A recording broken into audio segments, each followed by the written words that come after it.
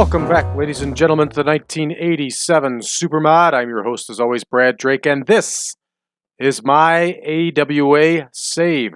Tonight is Spot Show number 13, and we are traveling to Monticello, Minnesota, where we're going to be hosting this Spot Show at the Monticello High School Gym. Monticello, for those of you that don't know, was a common Spot Show place, or venue, I should say, for the AWA. In the 60s, 70s, and 80s, Monticello is located west of Minneapolis. And tonight, we are working with the Monticello High School Booster Club, and we're going to raise some funds. So, our venue is already booked. Let's take a look at our backstage incidents. Teen Wolf. What's going on with Teen Wolf here, a.k.a. Wolfman Jr.? Oh, he did some fun drawings. I'm sorry, he did some karaoke. Good man, David Wolf. All right, and it looks like Larry Zbyszko has taken Van Horn as his protege. Excellent. Good for you, Van Horn. Let's see who's absent. Nothing but the usuals. And let's take a look at our card. So our card for tonight, again, it's a spot show, so there's very few repercussions for a bad show. We're not going to bring our A game. We are strictly doing a fundraiser here for a local high school. We're going to make some money off of ticket sales and also off of merchandise sales. So in our opener, Ricky Rice, one half of the famed tag team, the Top Guns, is going to face the Terrorist. Dukes and Jammer are going to meet the Texas Hangmen. Alan West is going to battle Greg Wojokowski. Cactus Jack is going to face Steve Olsonoski in the semi-main. Russ Francis is going to battle Colonel DeBeers. And we're in our main event, a big main event. Jerry Blackwell and Greg Gagne are going to face Mr. Saito and Larry Zbyszko. It's that time, everybody. Let's get to booking. All right, our opener here is going to be Rice versus the Terrorist. And we're going to use this as an opportunity to get the Terrorist a win. I think this is the first time we're using Ricky Rice in singles competition. But that's the fun thing with spot shows, is you can do... Oh, you know what? Let's use John Paul. I forgot that Ricky Rice had that injury. It's fun because you can use tag team wrestlers in situations like this where you normally wouldn't. So we'll adjust it there. Not that it matters, but if I want to go back and look something up, I can see it. And we're going to make sure the Terrorist gets the win here. And that's booked. Next, we have our tag match, which, let me double check the time. Yeah, it's going to be 14 minutes.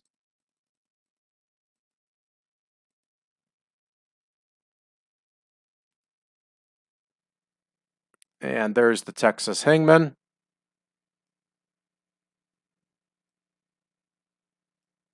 And there's Dukes and Jammer.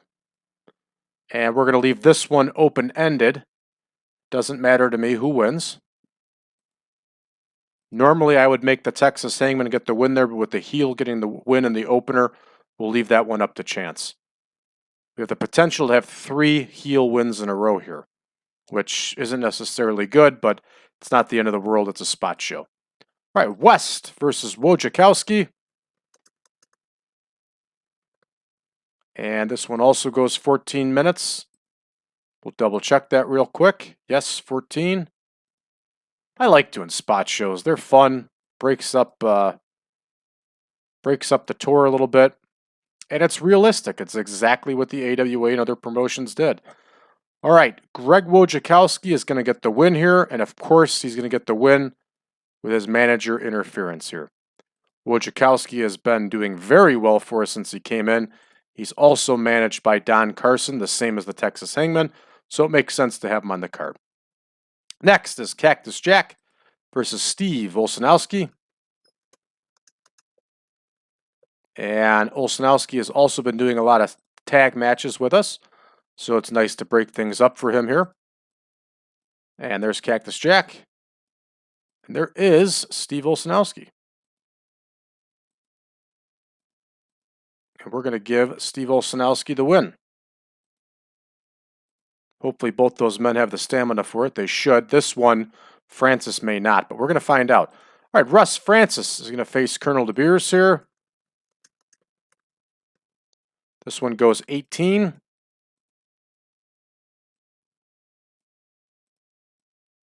And there's Russ Francis plugged in. And there's Colonel DeBeers. I was just watching Wrestle Rock 86. And on Wrestle Rock 86, Colonel DeBeers had one hell of a match with Wahoo McDaniel. All right, our main event here, and a big one it is Blackwell and Gagne versus Saito and Zbyszko. 25 minutes. This is going to be a hot one. All four of these men are big time over in this area. And there's Jerry Blackwell. There is Greg Gagne, who's our reigning World Television Champion. Of course, that footage hasn't aired yet, so the fans don't know. There's Mr. Saito, and there's Larry Zbyszko. And of course, we are going to give this one an AWA finish. It is, all these men got enough experience to make this a nice epic. And by draw, it's going to be the finish, and it's going to be a double count-out finish.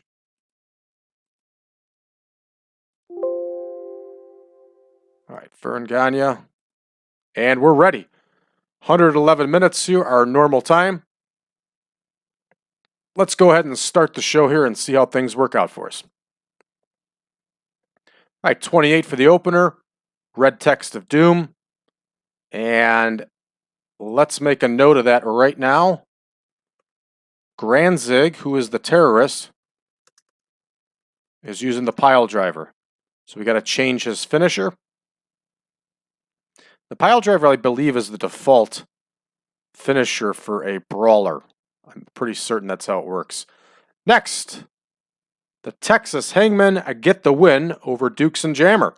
No red text of doom, so that's a good sign. And we get a 46 overall. I'm sure if we look here, we get the holding back business. And actually we don't. We just get the penalties for psychology selling, on and on. I'm moving right along here. Wojokowski gets the win by submission after interference, of course, from Don Carson. And there is some holding back business here.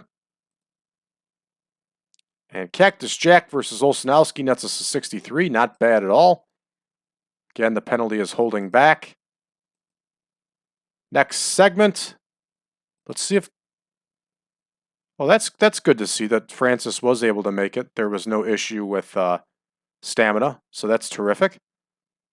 And DeBeers gets the win with that pancake pile driver. I'm telling you, I like DeBeers.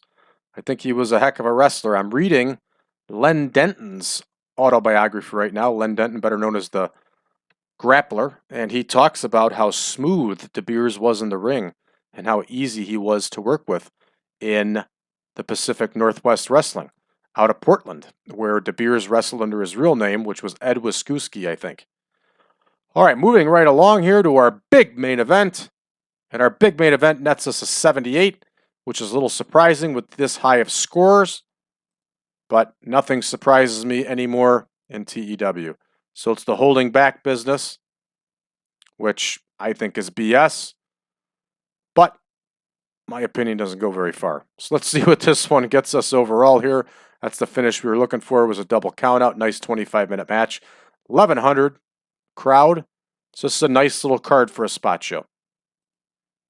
All right, we finish up. 73 overall for the show. Very well. All right, and we're going to get ready for our next tour date here, which we're driving over to St. Paul here from Monticello. And that's going to be our one with Iron Sheik and Sergeant Slaughter in the main event. And if I haven't done the adjustment already, we're going to put Steve Regal in there in place of Steve Armstrong. Let's see if we can get ourselves a better score here. Steve Regal's going to come in after a while with as a babyface. We're going to use him as a babyface. We're going to see how it goes. And we'll have him chase for the World Light Heavyweight title. Unfortunately, I just don't think Steve Armstrong was giving us the numbers we were looking for. I think we're going to let Steve Armstrong go here. Nothing against Steve Armstrong, just hasn't been a good fit. Let's see here who wants more money. And of course, it's Boris Zhukov. And he wants 140% increase. So we'll go ahead and give it to him, and then we'll make our adjustment from there. So the Junkyard Dog is joining the Hart family. Jimmy Hart is out of the Hart family. I'm assuming Bret Hart and Jim Neidhart must have turned babyface here. Maybe. All right, Brad Armstrong is going to do some time with New Japan here. I don't know who Ashley Cartier is. And Wrestling Spotlight ran. That's the B show for the WWF. And that looks like a B show. WWF live event. Rick Rude and Harley Race main event. Very respectable. Harley Race has left the Heenan family, become a babyface. This is actually not a terrible card. Oh, man. Butch Reed and Jose Rivera in a cage match? Come on. I just don't know about these shows. All this is fixed in version 7, so I hope all of you are enjoying it. All right, NWF had their TV tapings. Let's see offhand if anything catches our eye here. It does not.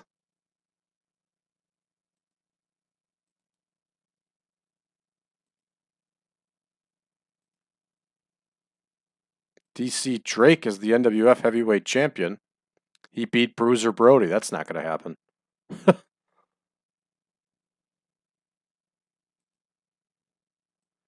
All right, that's going to do it for us for this show, everybody.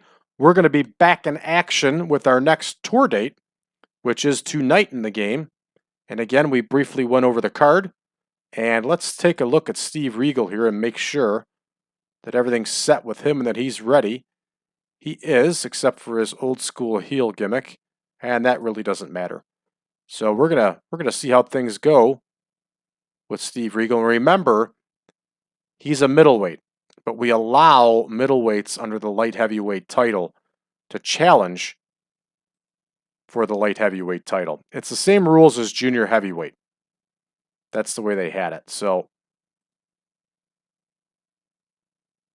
we're going to make an adjustment here to middleweight. I'm glad we checked. And we did.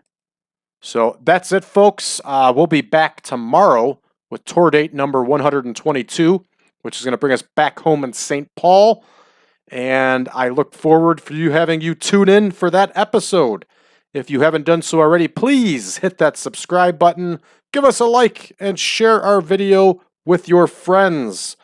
Also, go to facebook.com/groups/1987supermod and join us in conversation. And last but not least, if you would like the 1987 Supermod version 7.0, please go ahead and go to braddrake.net, drop me a line, and I'll be more than happy to send you the Google Drive link where you can download the picture pack and also the database. Thanks, everybody. So long for now.